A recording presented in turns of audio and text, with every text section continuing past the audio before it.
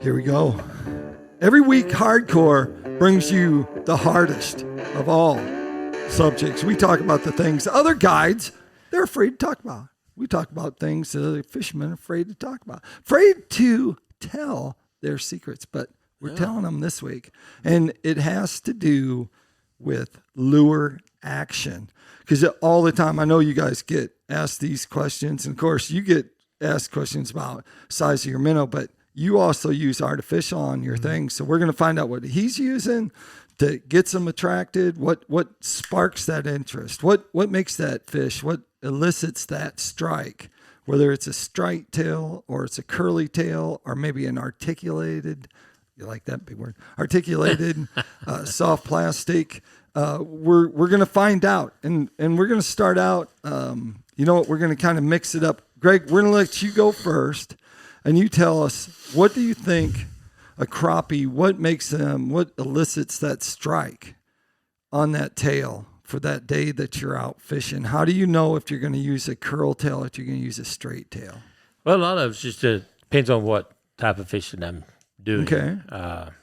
If we're fishing around, if I'm fishing brush piles or around docks, I like the 2-inch slab slayer, which is just a straight tail. Okay. And if I don't use the slab slayer, I use a swim R, which has a little break in the body, and that tail has a lot more movement, a lot more action. So it's articulated, soft. But if I am just adding a plastic to my spider rigging, right, I have a tendency to go to the minnow miner. Okay. And it's got a split tail. All right. So it works real well if you still put a minnow in there. Your tail still gives a little bit of action for them to look at if your minnow happens to be a little bit weak and not swimming. And your minnow can swim good in between it. Right. But if I'm doing live scoping, I have a tendency to have the hunter, which has got a double paddle tail on it, gives a little bit more action and that sort of thing instead of having just a straight tail. Okay. How about you, Payton, when it comes to the tail action of a bait? You know, and you're sitting in your bait and you start the day. I mean, what kind of tail are you going to use? I'm a little bit different on this subject, I guess. I let the fish tell me what they want. I go in knowing what I think they want, and then if either that'll work or they'll, I'll figure it out that they're not really biting that very well, and then I'll start changing all kinds of stuff. On our lake, most of the time it's either going to be your straight tails or your paddle tails. Okay. And, like lately it's been the slap hunter minnow, and it's got a big paddle tail. Mm-hmm. It's a bulkier bait, and, if they're not wanting that, it's going to be the color change. But usually I kind of let the fish tell me what they want. Okay. Now when I'm dock shooting, it's 90%. Usually straight tail. Okay. Because I want a good airline design to get that thing back in there as far as I can. I don't want any drag on my bait to get it in there. But yeah, I usually just let the fish tell me what they want. It's it's a subject that can go all kinds of ways, but right. Well, down to what's your favorite, Right. I usually let them tell me every day what they want. So, how about you? Now, knowing that you're spider rigging and you're adding that to a bear hook or a jig head? Yeah, I'll do the tube jig, and I'll do kind of like what he's doing with the minnow miner. Right. But I'll take a Pico tube jig and I'll pinch off a little bit of the tentacles. I don't know what you call those things in the middle. And some of them are stuck together, and they'll still do a little bit of action, and I'll still tip it with the minnow in the middle of it. And it just gives you just a little bit of action. That's basically kind of the setup I do with it. If you're catching enough fish on it, won't they pull them ends off? And you won't have to pull them off first? No. Oh. I didn't notice them do that. No. Oh, okay. I thought maybe, getting that all fall off. I we used to use tubes. We get them down to where there'd be hardly nothing on there. Yeah. Yeah. And you think that elicits a strike? Maybe Pico makes them better quality. I don't know. Yeah, right. You think that elicits that strike? Yeah, I think it those does. strikes. I think probably I think they're more freeze interested your in minnow up a little bit. Yeah, I think they're more interested in the color. A lot of in the times. color. I think they're interested in what is that? And I think they're just sparks a different look to them when you're rigging than just a plain minnow. Yeah. But then also, I mean, I've just done it sometimes with just a chartreuse jig head with just a minnow. Yeah. I mean, I'm like, Just let the color be the it's thing. like I just didn't want to feel like, well, I'm having a day where they're just biting on minnows and they're not biting jig, and I'll just yank off the minnow, yank off the jig tube and put a minnow on there, and then it's like, whoa, they're biting all the they're just biting the plain chartreuse head over the plain minnow. So I'm like, Right. and then you start tying, you start retying, and you're like, put all the chartreuse just a jig head on. Right. It's just, it's like what he said, just let the fish kind of tell you what's biting. And so, but that's kind of the tricks I think what I've been doing mostly is how the presentation of how it's coming back. So a curl tail, I'm throwing a curl tail. I'm always throwing a curl tail, and I'm bringing it past the target, past them and over top of them. And that was working really, really good this fall. Like this fall, that think grub the color bite of for water me. has a difference in your cook? It does. It does, because it's like lately, because that water where I'm fishing, that's really dingy, and so I did get like a couple bites yesterday. I went away from that because I don't think they can see it in time to bite it, and it could just be because of the water temperature being 50 degrees at where I'm at, and it's like that where it seems like that straight tail I want is when it's just sitting there, not doing anything. And even though we're pitching that long 18-foot B&M rod, and it's coming, that's so much slower than a grub coming like through them, because you're still using like an 1/8 ounce jig head on that. So I don't know. You think the action of the lure should correlate with the temperature of the water? Like, do you Well, I was see just that? thinking of the color. Sometimes I think it does have a difference in the color of the water, whether it's muddy water. Of course, we have a tendency to go to a brighter color in the stained water, but yet we've also caught them. I don't know, this last year has been really weird. We've caught them on what we would throw in stained water in crystal clear waters. So I don't, but I do think that in the different types. For an example, we have caught them in the clear water with just a straight tail minnow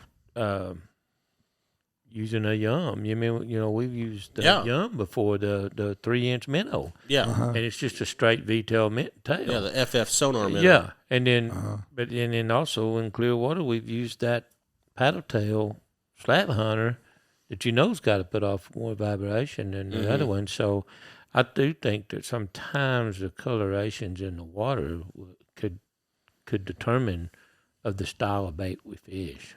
So when you're spider rigging and crappie are looking up, we'll all agree that crappie feed up mostly. Yeah. Sure. Like a high percentage of the they'll time. eat crawfish too, so you know how they're getting them. Right. But on your rig, as they're looking up, you think that's the thing that's bringing them up?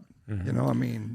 Yeah, I think that's what's bringing them up with the jig kind of interesting, because I kind of do like how he does his rig with the jig on the bottom, the minnow up top. Right. And when I have a jig rig tied up, but yeah, that's like they spark the interest with that color or that action. Right. And then a lot of times they'll hit the top minnow. Yeah. It's funny how they will do and that. then I You can sit noticed there and that- watch them on live scope. Yeah. And he's all over that bottom one. You're just waiting for him to hit, and then all at once he'll goes, go up there, or he'll go to the next pole. Yeah. I've noticed also something I've used just like a hair jig, like hair jigs, Right. Squirrel tail jigs. Those come big, like when we get into the summertime. But like just a feather hair jig that a guy back home ties up for me, Kent Williams. Right. So if you're watching, Subscribe. Send some jigs, we'll give them out. But he has a feather tail. He has a sick feather tail, and I remember the color was chartreuse and red. And a lot of my fish were coming off, not on his jig, but it was attracting them, and they would hit the top minnow. Wow. So I still would have had the minnow tipped on that jig, but they wouldn't hit that. They would hit the jig. I mean, hit the minnow up top. But that was a lot of my fish came off that one day, one trip. So what's the biggest like bait that you've been throwing for crappie out there? I throw 3 inch a lot. 2.5 and 3 inches by my straight tail, paddle tail, or more of a straight tail. Straight tail. Well, the 3 inch is a straight tail. It's a slab slayer. Slab slayer, yeah. And they're kind of a V tail, but it's straight. Right. It's cupped, so it does have a little bit of up and down action in it. Right. Depending on how you string it up on your hook, and then the slab hunter is a 2.5 inch, and it's a paddle. Have you tried any bigger? Like bigger? I mean, it seems like we throw the Yum forward facing minnow a lot. Is that 4 inches? Oh, it's 3 inches. 3.5, isn't it? Or 4? 3.5. 3.5 to 4, yeah. Yep. Yeah. How about that? It's for it was designed for bass fishing, but I've also caught them a lot on the 3.8 Kitech. But not paddle. Not the it's got a paddle, but it's Kitech has 2 different styles. One's a smooth side, kind of like a minnow. Yeah. And then they have the other one's got the rings. I like the smooth side one. There's just something about that sin in them too that I think triggers a lot of bites with using the Kitech. 3.8. Yeah. So if you had to choose straight tail or curl tail, you only get one for the rest of your life. Which one you take? I'll post a straight tail. Yeah, straight tail. Straight tail. You just gonna throw the biggest minnow you can, right? He's like, give them small meat. minnow. Small minnow. Yeah, he's saying give them small straight minnow. meat, man. I think that the best thing to take away from this Silver little bullet. conversation is if you're going to be mainly a artificial bait fisherman, have everything. Because there's going to be someday you're going to need this, or And you're I going to need think we that. do. I think we covered that. I mean, my boat is full of different things, just to use. And color wise, I guess we'll just touch man. on color. Yeah. We'll just touch on. We don't have that much time. I mean, we Just have our touch on favorites, colors. but I've probably got on an average of probably 12 to 15 colors in every style lure I've got. Yeah. Wow. But for beaver, it's monkey milk, Cajun cricket, green lantern, lights out, Blue ice, blue ice, glacier. That's your June bug. June bug. And a For mayfly does pretty good. Yeah, the once in a while. mayfly. And I mean but if I'm gonna fish beaver, if all I had, it'd be Cajun cricket, monkey milk, and honestly green lantern. If I'm somewhere on the lake, I can get my limit with them colors. Yeah. So Most generally. Small menace. Every time we come back, he says small menace. Small minnow. I mean, I literally, I just, I don't know. They talk about 3 inch. You put a 3 inch minnow on there. Yeah, why the is that? crappie just swims up and looks at it and swims off. I mean, I just never have. I just don't ever catch them. Maybe you need to have a deep conversation with them before you put them out there. Maybe like go get a maybe little needs more to go a little- personal. I think if you got out in that deeper water with some of these bigger That's what I rollers, say, maybe that needs to 3 go out inch will there. get eaten. Yeah. Yeah. Because and I think you're on something there, because if you watch up in the shallow waters, I mean, you see tons of the little small bluegills and the smaller shad, smaller bait, and the deeper you go into bigger shad, into shad balls and that sort of thing. And you've even seen that. His shallow 15 water foot of fish. water. His shallow water fish are eating different food sources than the deep water fish. Right. So that's been proven.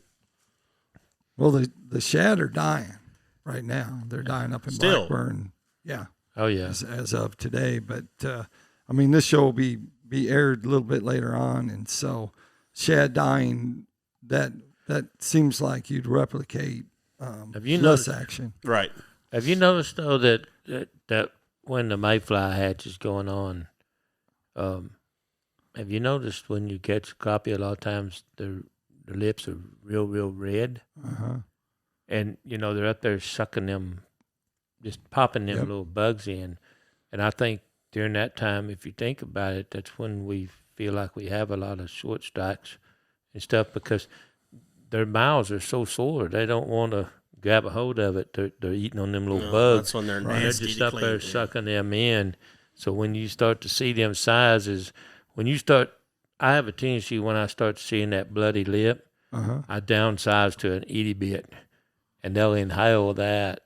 Don't they make a mayfly? Don't Yeah, they make a mayfly too. A mayfly itself replicates a and mayfly. they're coming out with It's a big profile. Baby. Coming out with a They're smaller, they're itty coming bit out with a mayfly. little bit smaller profile of the original one. There's Really? actually 2 or 3 things that Bobby Garland we've discovered yesterday.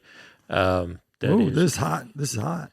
It's Hot time. we've got some new stuff coming out that some of it's not that big of a change, but in the jig head world, that it's going to really, it's really, really going to be good. I saw that yesterday.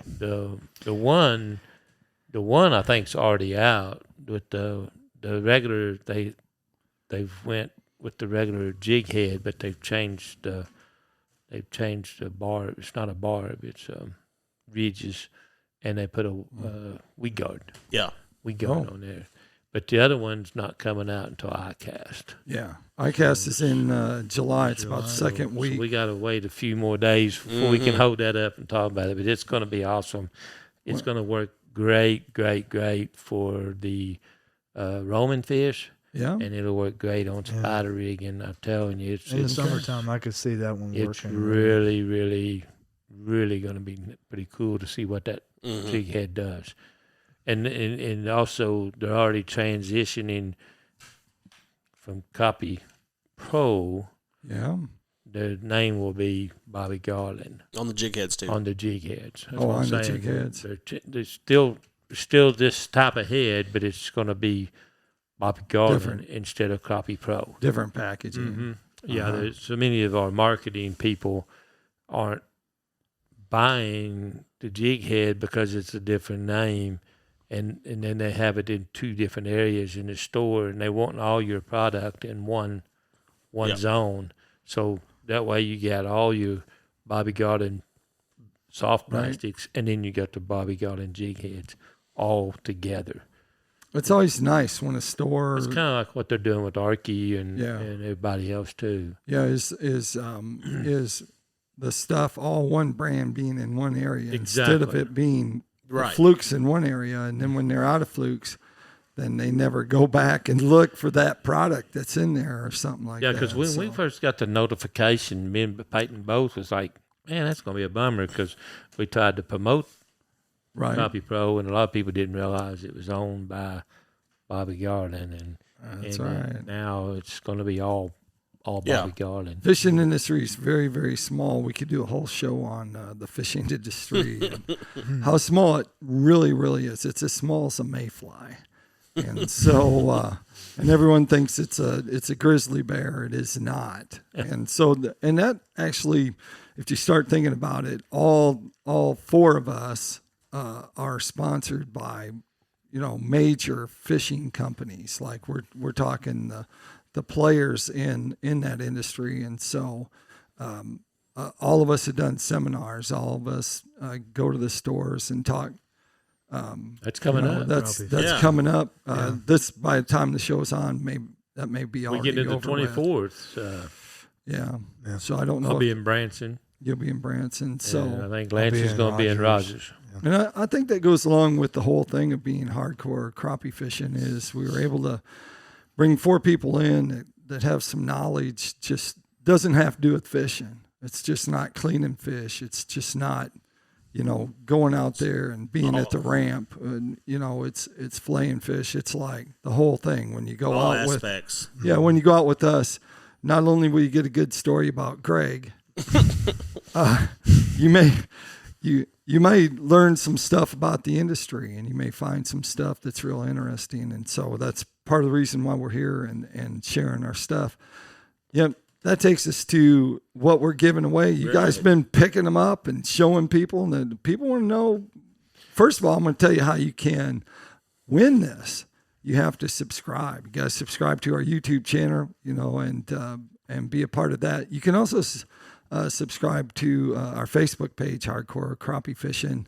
But we're taking the winner of this is going to be specific right off of a YouTube. subscriber to YouTube. So, if you have some friends that want to win some lures, pass that on to them, and we'll go from there. So, what do we got? Got A little bit of everything. Yep, and jig heads. Yep. Little Jig bit. heads. These are strollers. Those are Soft yeah, plastics. these scent wigglers. I haven't Yeah, seen some them scent in a wigglers. while. Yep. And minute minders. We'll have you a So, good little gift. We'll have a good package of them. There you go. There you have it. Like we always like to end this show. Make sure you keep it hardcore.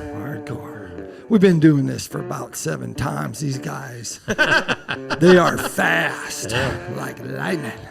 Hey, I forgot. Greg, if they want to go on a trip, Greg's Guide Service on Facebook or 479-601-1683. Payton Usrey Fishing on Facebook. Lance Hughey on Facebook or 479-236-4105. you can get me at Brad Wiegmann at Wiegmann's Guide Service or at Brad Wiegmann. And if there's a specific person that you want a guide trip with that's in here, you can ask that on Hardcore. But try and recommend it, have their name there. So if you want to go with Greg, or you want to go, spider rigging, and you want to go with Lance. And if time's an issue, ask. when they can go and somebody's already booked. Someone will fill in as well. Somebody will take you out. And I am like one of the few multi-species fishermen. So if you're looking for that bass trip, we can get you. We can get you out there. If you like eating smallmouth. Do you take? No, you're not eating smallmouth. Do you take them for the tarpon? For the tarpon? No, we don't do the freshwater Arkansas tarpon. Oh, man. We should do a story. We should actually do a show on that, On and Arkansas then tarpon. Lance and I could just like run our video of like catching those. Yeah. Of those gar. That's what we're talking about, man. And if you've ever spider rigged, and, I'm a master at catching them things. Yeah, he can take you. He can take you. So there you go. Let's wrap this up. Yep. So people want to subscribe. So do it anyway. Here we go. Like we always like to end this show, and we always do. We make sure we keep it hardcore. There we go.